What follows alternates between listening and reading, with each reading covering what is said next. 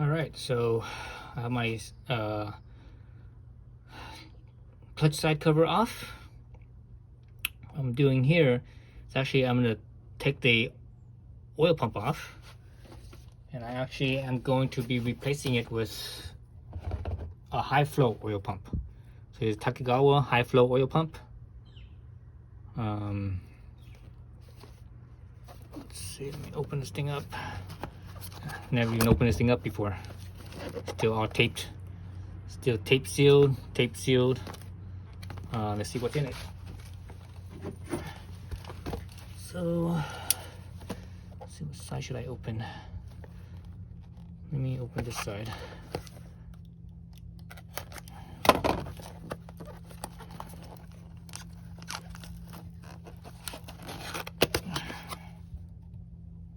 Just pan it down.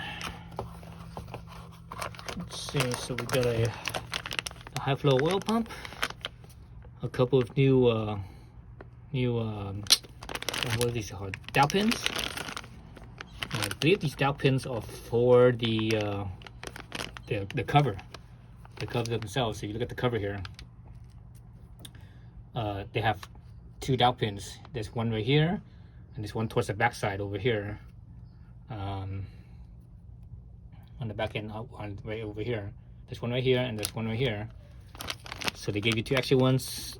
I'm not gonna use these ones. I'm gonna save them. I'm gonna reuse the original dowel pins because there's nothing wrong with them. So there's no reason to replace them. All right.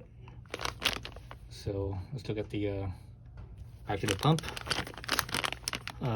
Yeah, Takegawa high flow pump. So it just basically flows more. This is meant for a big boat kit, so that's why I'm putting it in. I'm basically preparing this bike for a big boat kit because I'm gonna be putting that in sometime in the future. What is this? This is like a little parts list or whatever it is. Let's see what else does it come with. Stickers, instructions, tell you what to do, what to take apart.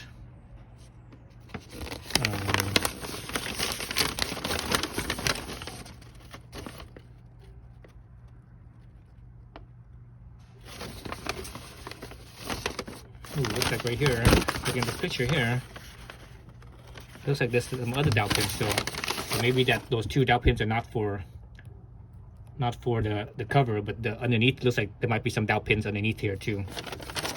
Oh yeah, there is. So looking at this, there's actually one right here and one right here. So if the original one's still there and it's the same size, I'm going to reuse the original one. There's no reason to put on the new one if the original one fits just fine, and it's in good condition. There's no reason to change that.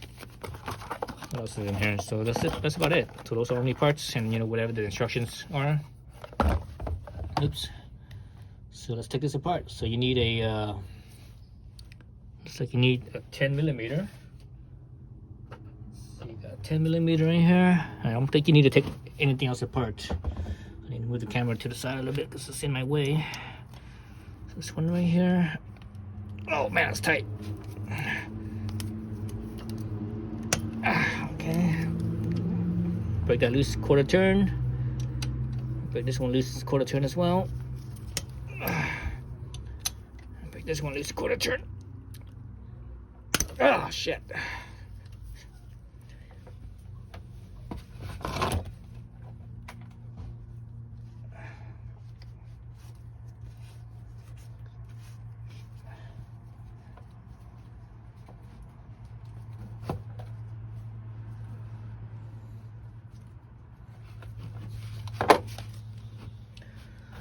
Okay, so those are all broken loose. Stick them, take these apart. So you're wondering how to take off the cover, the clutch cover. I have videos on that, so you can look those up.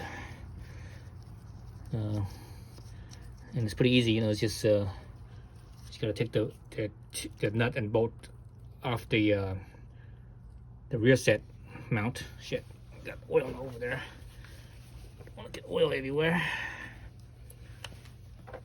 There's a 19 on this side, and down here is a 14. Down the bottom right here is a 14. Up here is a 19. The other side of the 19 is a 14. No, excuse me. The bottom one down right here is the 12. The 14 is on the other side of the 19. And these covers here are 5mm Allens.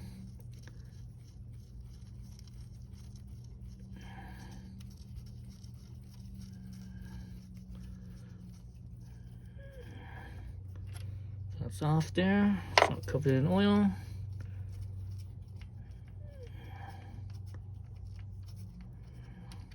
It's off here. And one more. So let's see how easy this thing is to come off.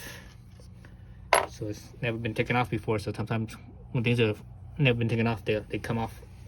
Okay, that one's easy. Sometimes they're hard to come off. But then this is still a pretty new engine. It's only been in here for or it only has a small amount of miles. So there it is. So there's dowel pin right here, and the other dowel pin is down right here. So there's the 2 dowel pins. So I'm gonna take the dowel pin off of right here. Take the dowel pin off from right here because it was still attached to the pump. I'm gonna stick this back onto where it was, which is over here. So one right here and one down right here. So that's 1, that's 2. Okay. So this thing's gonna have oil in it. So I suggest you spin it. I'm not sure I can't remember which direction it spins, but anyway, it's one direction or the other. And oil should be coming out from one of these holes. Maybe it's the other way. So I don't see nothing coming out. So basically, it's been drained. It's been sitting here for a while. I haven't ran this back in a couple weeks, so part of all the oil has drained out. Okay, so yeah, so there's no oil in there. So that's good, so I don't have to worry about it. Set that aside. Let's open up this new one here. And we take a look at the original one versus the new one.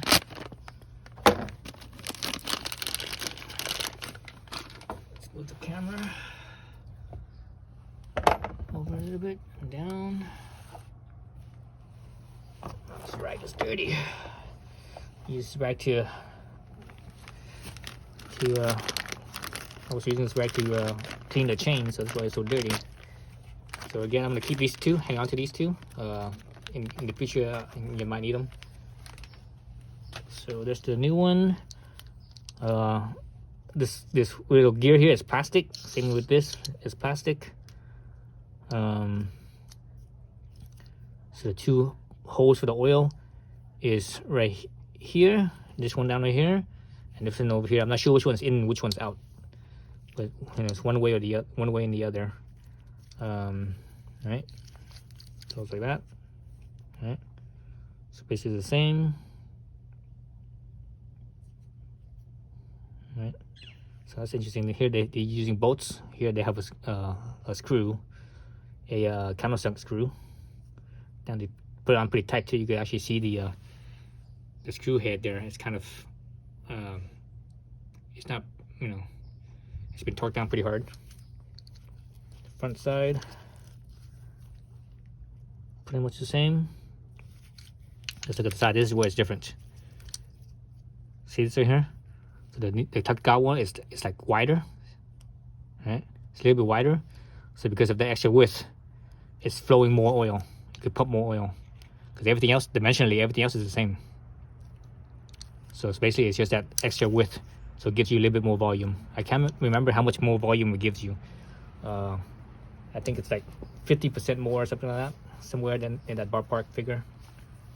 50% or so more. Let's see. Let's say on the box. It probably says in the manual. So anyways, so let's set this aside and put the new one in. So I'm not gonna do anything with it. I'm not gonna prime it or nothing like that. I don't think it needs it, because if the original one I took out didn't have any oil in it anymore, because it all drained out. This one, this one's not gonna need it either. So it goes in something like that. So you just make sure your teeth right here lines up with the teeth in here. Oops, I've got to pan this thing up. I do that a lot. So make sure your teeth here lines up with the teeth right in here.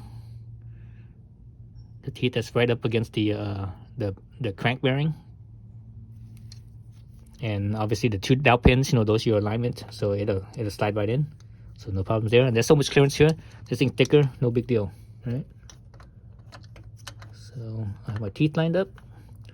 So it's just a matter of getting those dowel pins in. Okay, it's in, so it's not moving, it's not wiggling because of those dowel pins. All right. So now I can put the bolts back in. So those 3 bolts, they were all the same size. That's 1, 2. So they're all the same length, same thread pitch and everything. So you don't have to worry about putting in the wrong thing or whatever. So again, I'm doing this as a as preparation for putting in a big bowl kit. So I'm putting in the 181 Takegawa, 181 low compression. So it's only 10.5, I believe, 10.5 compression ratio. Stock on this engine is, I believe, oh geez, what was it, 9.7 or 9.8 or something like that? Somewhere just under 10 compression ratio.